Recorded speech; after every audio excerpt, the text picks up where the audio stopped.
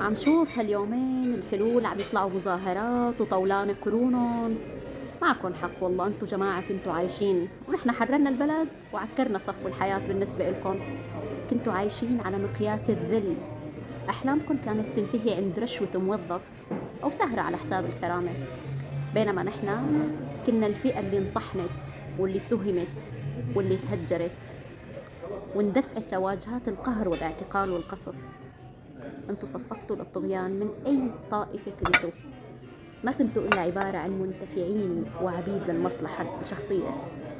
نحن اللي طالبنا بالحرية لأنه نحن أحرار، وما زلنا أحرار حتى لو طلعنا اليوم من تحت الركام.